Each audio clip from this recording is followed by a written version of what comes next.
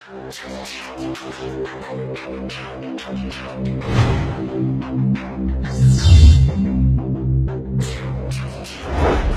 Bu ya, kita bacakan pertanyaan dari Facebook. Ada sahabat kita Wibowo dari Jakarta. Assalamualaikum warahmatullahi wabarakatuh. Waalaikumsalam warahmatullahi wabarakatuh. Bu ya, saya mau bertanya tentang fenomena di Jakarta menjelang pilihan gubernur. Bagaimana Islam melihat pemimpin non-muslim yang akan maju sebagai pemimpin di Jakarta yang mayoritas penduduknya adalah Islam? Dan jikalau calon penantang non-muslim itu seorang muslim tapi dari elit partai dan dia tidak lebih baik dari si non-muslim, maka apa yang harus dilakukan sebagai seorang muslim yang baik yang ingin mendapatkan pemimpin terbaik? Demikian Bu ya, mohon jawabannya. Wassalamualaikum warahmatullahi wabarakatuh. Waalaikumsalam warahmatullahi wabarakatuh. Diharamkan bagi seorang muslim dan kami himbau kepada kaum Nasrani untuk bisa dengar dengan baik apa yang kami sampaikan. Kami tidak pernah merasa tersinggung di saat kaum Nasrani, di saat mereka mayoritas selalu mengharamkan jamaah mereka untuk memilih pemimpin Islam. Hak mereka. Jadi aturan yang bukan. Dan kami tidak pernah merasa tersinggung dengan itu semuanya. Karena setiap agama ada rambu-rambunya. Jika seandainya di negeri kafir sana, orang Nasrani mereka sepakat bahwasanya kami kaum Kristiani haram memilih pemimpin Islam, hak Anda. Dan tidak usah ribut, saya tidak akan mencampur urusan keimanan Anda. Mestinya harus paham makna ini. Maka kaum Kristiani, kaum Nasrani hendaknya paham juga. Di saat kaum muslimin yang ahli istiqomah, kita tidak bicara orang yang nyeleneh. Yang ahli istiqomah akan sepakat bahwasanya haram mengangkat pemimpin selain dari kaum muslimin. Dan tidak ada kata tawar di sini. Ini ijma' kesepakatan. Dan tidak usah dikemas dengan bahasa-bahasa dusta, dengan pilihan yang lucu, guyonan dagelan. Biasanya cara bandingnya begini, mana yang lebih baik antara pemimpin kafir yang adil dengan pemimpin Islam yang jahat? Ini bukan bandingannya.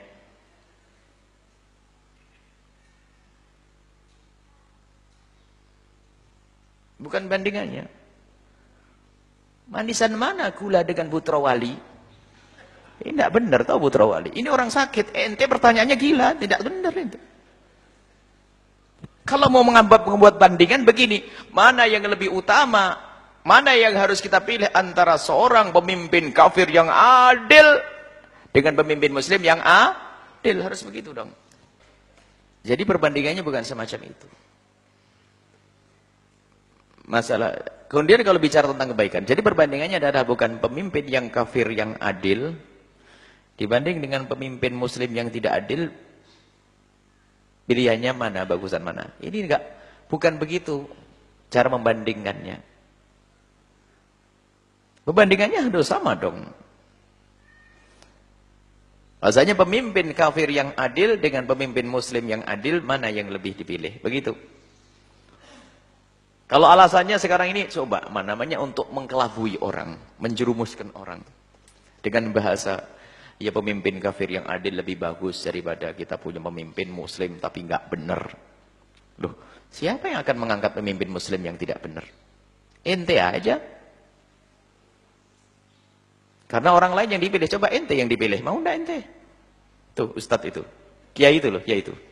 Enggak tahu kiai siapa itu. Kiai yang ngomong aneh-aneh misalnya. Ada sekarang fatwa kiai yang aneh-aneh. Pemimpin kafir yang adil lebih bagus daripada pemimpin muslim yang tidak adil, ya, karena yang dipilih bukan dia. Sebenarnya dia itu ada kepentingan sudah, bukan karena Allah Subhanahu wa taala. Kalau Allah akan berpegang kepada jangan wala tatakhidu. Jangan kau menjadikan orang kafir menjadi pemimpin, sudah jelas. Jangan kau ambil orang kafir sebagai pemimpin, harga mati. Harga mati. Kecuali wa idzabtulina, kecuali sudah kita mendapatkan pemimpin yang tiba-tiba di kampung kita diberi pemimpin yang naudzubillah kafir dan sebagainya, ada aturan negara kita harus patuh dan seterusnya. Ini adalah bab lain di negeri kita, tapi dalam Islam tidak ada. Karena apa? Hakikat kebaikan itu apa sih kalau orang paham? Kadang-kadang orang memaknai kebaikan ini adalah keblinger. Contoh, ada seorang laki-laki berkata, oh, dia perempuan itu sangat baik, luar biasa kepada saya. Dia lembut, luas, santun, pengabdian kepada saya, hebat. Mau menikah dia, laki-laki mau menikah dengan seorang perempuan. Dia sering membantu, ya enggak? Baik enggak? Baik, omongannya lembut, kalem, baik. Cuman kebaikan itu kalau mandang tuh yang sempurna dong. Teruskan lanjutkan. Bagaimana dia dengan bapak dan ibumu? Setiap hari dia wiritanya mencaci bapak saya. Ayo, Anda masih bisa mengatakan baik? Coba Anda jujur. Anda seorang laki-laki yang ganteng, yang soleh. Ada seorang perempuan yang akan kau nikahi. Wah, dia pinter di kelasnya, jago di kelasnya. Wah, dia supel. Wah, dengan temannya dicintai semuanya. Sama kamu pun baik. Suka bantu sekolah dan sebagainya. Oh, pokoknya bahkan nyiapkan rumah segala macam asalkan kau menikahi dia. Cuman dia itu sama ibumu selalu setiap pagi dan sore mencaci maki. Baik enggak dia? Masih mau mengatakan baik dia? Bapak ibumu kau caci. Bagaimana kau akan masih mengatakan dia baik kalau dia mencaci maki Tuhan Allah, mengatakan Allah punya Tuhan, ada Tuhan lagi selain Allah, mengatakan ada Tuhan selain Allah. Mana kebaikan yang sesungguhnya? Jadi urusan kepada Allah. Kalau Allah saja sudah dikhianati, dikurang ajari, kamu bakal dikurang ajari suatu ketika nanti. Undang-undangnya adalah manusia. Selagi layak menghargaimu. Kalau tidak, kau akan digiles sama. Ini harus ada ketegasan yang demikian ini. Tidak usah ikut-ikutan, biarpun ulama itu yang mengatakan boleh memilih pemimpin yang kafir asalkan adil, biarpun imamahnya lebih gede dari ini, katakan itu adalah a'dha pengikutnya syaitan. Karena membahayakan umat. Lebih baik Anda diam, wahai para ustadz, daripada Anda menjerumuskan umat. Diam sudah. Kenapa si fatwa begitu kepada takut? Jangan digelabui umat. Jangan dibohongi umat, jangan. Berpandanglah masa depan yang panjang. Selagi ada orang punya keyakinan yang salah, mereka akan membebaskan keyakinan mereka untuk merusak keyakinan kita. Dan pada waktunya nanti, lihat. Mereka pun punya keyakinan. Mereka punya keyakinan seperti Anda punya keyakinan. Sehingga keyakinan mereka pun akan mereka wujudkan dalam perilaku mereka. Sehingga keputusan pun mereka nanti pada waktunya akan ketemu. Akan kelihatan. Kalau dalam irama merayu dan promosi diri itu bisa saja berbuat baik dan sebagainya. Kalau seandainya ada pemimpin kafir negeri antah berantah itu, kita tidak nyebut Indonesia Raya terlalu serem ini. Ada di sebuah negeri, apa negerinya? Negeri Abu Nawas atau nama. Sudah. Ada seorang kafir yang cerdas. Karena saya ini memimpin umat Islam. Sebelum saya dipilih, saya akan buat 1000 masjid. Saya akan buat 1000 masjid. Dan 1000 pondok. Wah, umat Islam yang tertipu. Ajib. Pemimpin Islam saja nggak pernah buat masjid.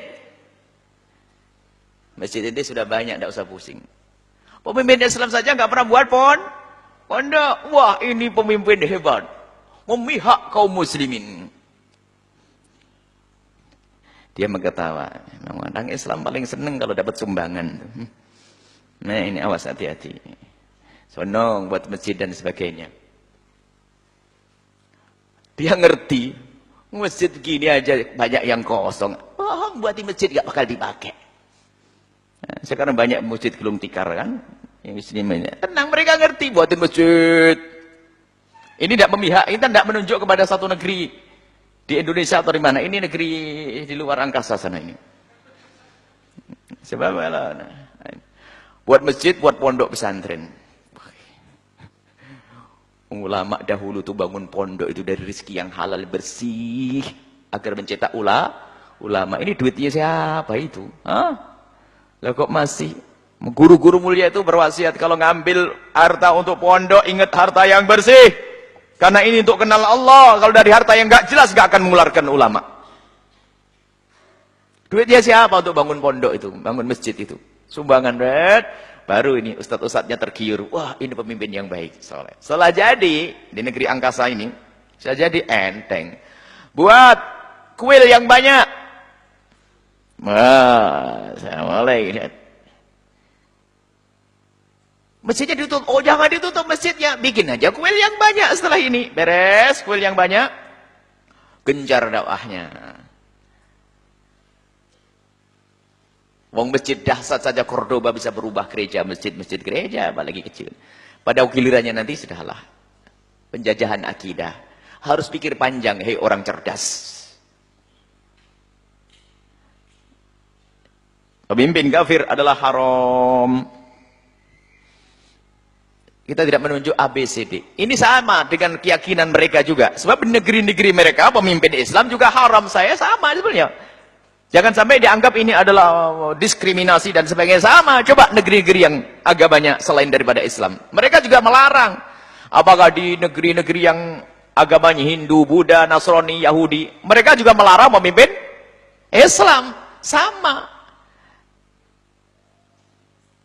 Memang kita ini termasuk bangsa yang paling lemah. Bangsa yang ngaku Islam ini paling lemah ini. Jangankan urusan pemimpin ini. Urusan tahun baru aja lihat. Nggak pernah ada di Amerika merayakan tahun baru Hijriah. Nggak pernah ada di Cina merayakan tahun baru Hijriah. Tapi di Indonesia Raya lengkap. Tahun barunya Indonesia paling lengkap. Tapi negeri kafir nggak pernah. Ayo.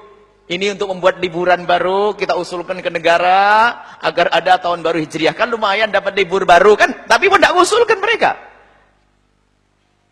Coba di Hong Kong ke sana, kan ada hari raya Imlek, hari raya ini dan sebagainya. Mestinya kalau rakyat pengen libur, kan mengusulkan, wahai pemimpinku, kan lumayan. Bagaimana kalau kita merayakan tahun baru Hijriah, agar kita tambah liburannya. Liburan kan enak bagi pegawai negeri kan? Enak, bagi negeri. Ya enak kan liburan, tapi mereka tidak pernah mengusulkan itu. Tapi kalau di negeri kita mah lengkap, negeri paling hebat. Coba, kita kurang punya pendirian. Mereka nggak akan merayakan tahun baru Hijriah. Tahun baru mereka bisa menjadikan kota tutup. Di Indonesia saja kalau sudah tahun baru tertentu, kota warung toko-toko tutup, hebat. Sampai urusan pemimpin demikian. Jadi di saat kami mengatakan bahasanya, pemimpin di luar Islam adalah hukumnya adalah haram kita memilihnya sesuai dengan syariat kita dan juga sesuai dengan syariatnya orang Nasrani dan Yahudi.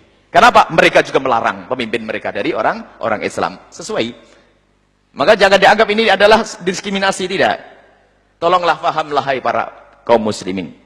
Enggak usah repot-repot memaham yang demikian ini. Kok jangan dibikin pelik ini? Yang bikin pelik adalah orang yang suka mengkelabui ini.